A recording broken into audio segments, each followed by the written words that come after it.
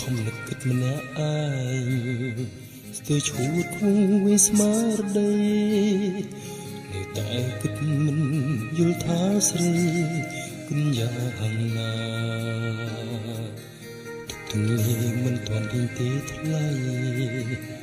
តើហេតុអ្វីយើងចែកភ្លើទីទីហើយចុះណៃប្រាប់ថាយើងអន់និស្ស័យដល់ពេលដែលស្រីសុំនេះបើសិនមិនស្នេហ៍បងគួរតែនួនអបប្រាប់ពីដំបងអើយបងមិនដឹងហេតុអ្វីពេលនឹងទៅពើប្រលឹងថាយើងអស់ក្តីស្នេហាអូនថាជាកម្មពីបុព្វេឲ្យយើងជួបគ្នាត្រឹមតែពេលនេះទ្រង់រៀបស្ទើរព្រៃខ្សែជីវិស្នេហ៍យើងទាំងពីរត្រូវតែរលត់បងស្លុតរន្ធត់អកាយាមិនស្មានថាស្នេហ៍ប្រែវិនិច្ឆ័យផុតអូនដឹកបំផ្លាញស្នេហ៍ដែលស្មងរងគ្រោះពីសម្បត្តិប្រាក់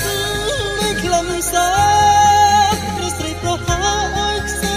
សោសប្រសិទ្ធតាមកម្មអូនដែលដូចក្បូនជួបកំណាចអូនមកបោកស្ទើរខ្សែពីសម្បត្តិប្រាក់នៃខ្លឹមសារឬស្រីប្រហាឲ្យខ្សែសោប្រសិទ្ធតាមកម្មអូនដែលដូចក្បូនជួបកំណាចអូនមកបោកស្ទើរខ្សែសង្ខា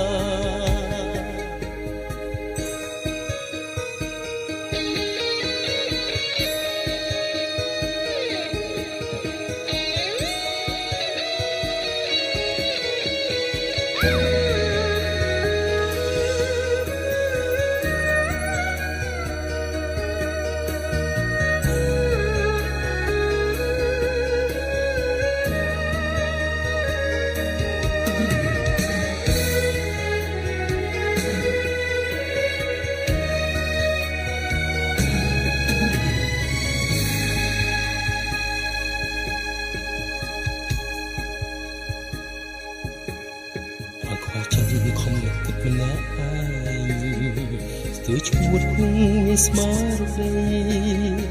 នៅតែគិតមិនយល់ថាស្រីគិនយ៉ាងណាទំនេរមិនទាន់រៀងទេថ្លៃតើហេតុអ្វីយើងចែកភ្លើងទីទីហើយជុតដៃប្រាំថាយើងអស់និស្ស័យដល់ពេលដែលស្រីសុំនេះ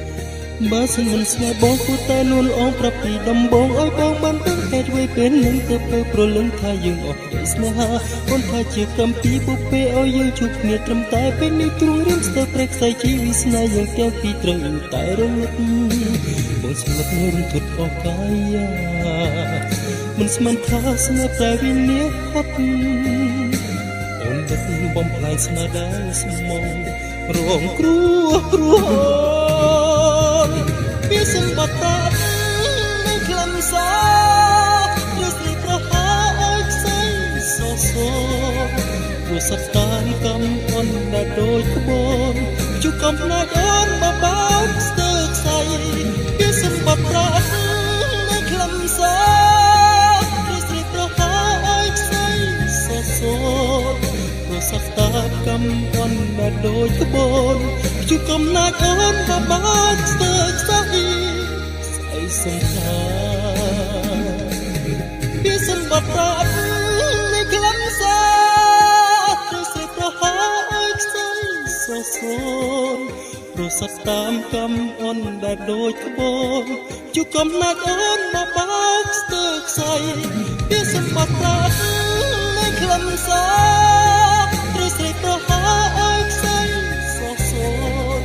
ប្រសិទ្ធតាមកម្មអូនដែលដូចក្បូនជួបកំណាចអូនមកបោកស្ទើរខ្សែសង្ខា